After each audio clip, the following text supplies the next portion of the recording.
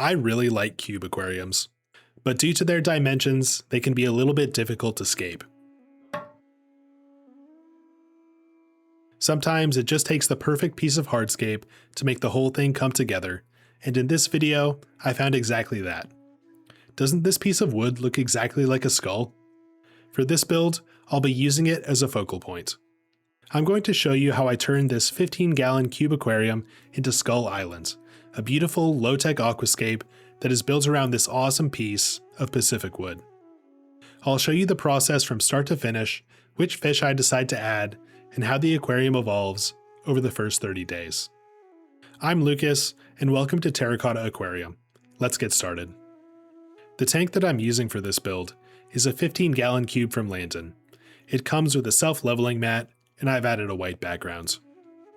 The light I'm using is a 14-watt full-spectrum LED clip-on from Hygger, but I'll be upgrading this light to a different model later on.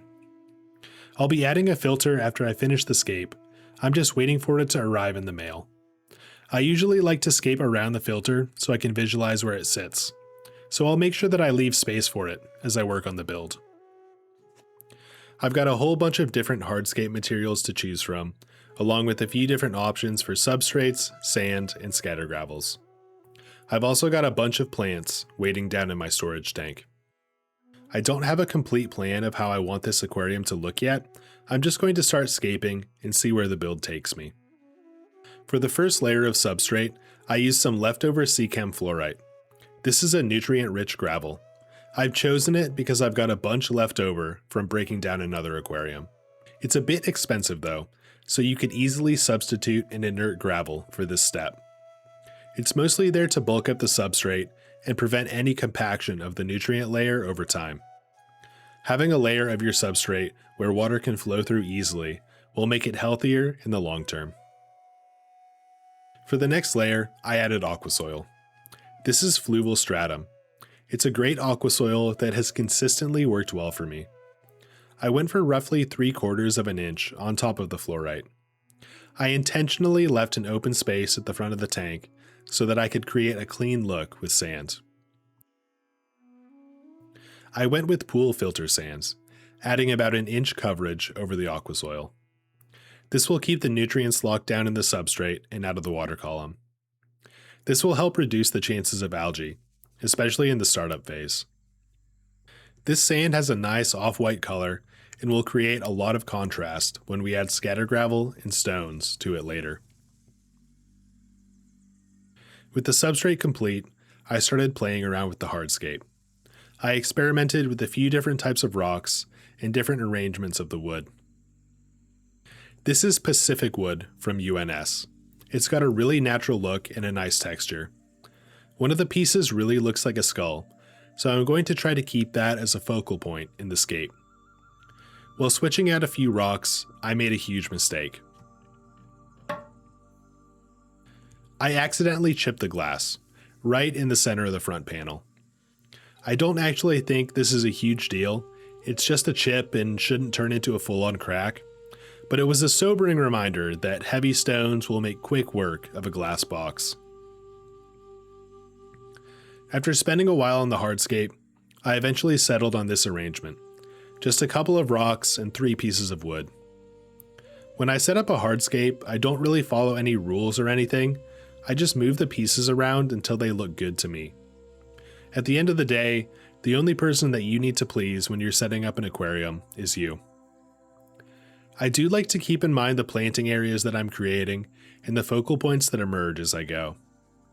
In this scape, I'm really focusing on this skull-like piece of wood. That is my focal point here. I want to keep it central and on show. The more I worked on this hardscape, the more it turned into an island-style scape based around this skull centerpiece. Once I was happy with the hardscape, I decided to add some Christmas moss. To attach it to the wood, I just pressed it where I wanted it, then tightly wrapped it with some black thread. I found that tying on moss is really preferable to gluing when possible. It gives the moss a much better chance to adhere to the wood, and glue can leave white streaks all over the moss and the hardscape. I found that taking the time to adequately attach the moss to your hardscape goes a long way in preventing moss-related algae. I've had a couple of aquariums recently where I used glue to attach moss and ended up having to remove it because it just became an algae bomb. After I finished adhering the moss, I placed the wood back into the aquarium. I love adding moss to Hardscape. It's really fun to see the scape get an immediate pop of green. Now I was ready to start gluing the hardscape together. I used cotton pads and liquid superglue to fuse the wood and rocks together. This wood was brand new and would definitely float if not attached to anything, and I didn't want my hard work to start floating away. Cyanoacrylate superglue won't harm your fish or your plants. It is totally aquarium safe when dry.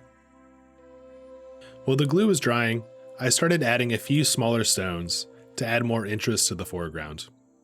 I placed these intentionally, and then filled in the space with a bunch of scatter gravel. I started with a mixed bag of a bunch of different sizes and shapes, and followed it up with some smaller grain sizes. I also added a thin layer into the background. I think this really made the substrate come to life. It has a ton of variety and lots of contrast in colors and shapes. After this, I moved on to planting. I started with 3 pots of Crypt 20 brown. I removed all of the rock wool and sorted all of the individual plants by size. When setting up the hardscape, I intentionally created this channel on the left side of the tank. I filled it with the crypts, placing the largest in the center and working my way down into the smaller sizes. These crypts haven't been converted to submerged conditions, so it's likely that they will melt quite a bit, but hopefully they grow back quickly. We'll see how they develop as the tank settles and grows in. The next plant that I added was Pagostum installatus.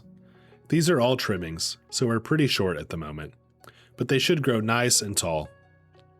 I planted them directly behind the hardscape. Hopefully they will create a nice foresty look as they get taller. After this, I planted 3 bunches of Ludwigia. I'm not sure what type of Ludwigia this is, so if you know, please let me know in the comments. I got it at my local shop, and they weren't able to tell me the specific variety. I decided to keep it in 3 bunches. I planted 1 in the center of the tank, just behind the channel of crypts, and 2 more on either side of the central point in the hardscape. I think these will create a beautiful pop of color right in the center of the tank. They're quite a bit taller than the rest of the stems that I'm using, so I'll likely have to trim them as the tank grows in, so that everything looks a little bit more even. For the final stem plant, I added 3 bunches of Limnophila sessiflora. This is a very fast-growing stem plant that has a really nice texture. I split the 3 bunches into groups of 3 individual stems and planted these smaller bunches all across the background of the tank. I find that planting stems in small bunches like this really helps their growth overall. As a final touch, I added 3 sprigs of dwarf Sagittaria to the foreground, just planting them among the crypts. I think adding this pop of green really brought the whole scape together. The foreground was feeling just a little too red and brown. At this point, I was really happy with how the aquarium was looking, and I was excited to see how it would look underwater, so I started to fill up the tank. I used a bit of filter floss to diffuse the water well filling, and condition the water with Seachem Prime. The tank was pretty clear after filling up, which I was happy about. I expect that this wood is going to leach a ton of tannins into the water, so I don't think this clear look will last for too long, but we'll cross that bridge when we get there. For now, I adjusted the stems a little bit, giving them a helping hand and standing up towards the light. As I was doing this, my doorbell rang and the filter was delivered, right on time.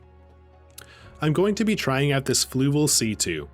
It's rated for 10 to 30 gallons, so it should be just about perfect for this tank. I've been on the search for the perfect hang on the back filter, and so far this one seems decent. It comes with filter media and activated carbon, and has a nice extra space in which to put them.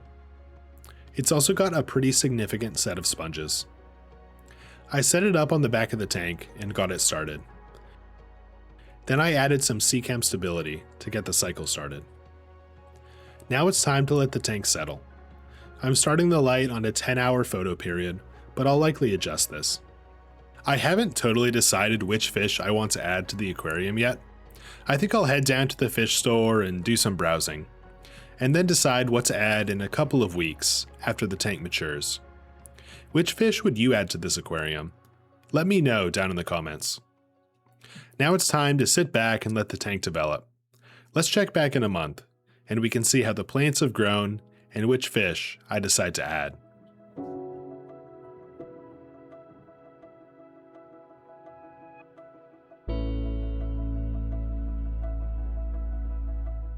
This is how the aquarium looks exactly 30 days later. A few weeks ago, I added a group of 20 emerald eye Resporas. They are such a beautiful nanofish, and I think they fit this scape really well. In the group that I got, some of them have a little bit more of a green tint, and others are a little more silvery. They all have this great black spot on their top fin, and all of their colors have been more and more pronounced as they settle into the aquarium. They also have this incredible iridescent eye. You may notice that I changed the light for this build. Hygger was nice enough to send me a little upgrade. They sent me one of their newer lights. This is the HG221 15 watt Pro Timer light. It's a full spectrum LED light, and it comes with an upgraded controller that really helps to set up the light cycle in the way that you want. This light, like all Hygger lights, is very budget friendly, costing around $30. And Hygger has given me a code that you can use on their website to get an additional 10% off of this light or any of their other aquarium lights. All of that information is down in the description. I really like this light. It makes the colors of the fish and the plants pop, and since adding it, I've noticed a ton of new growth in the plants.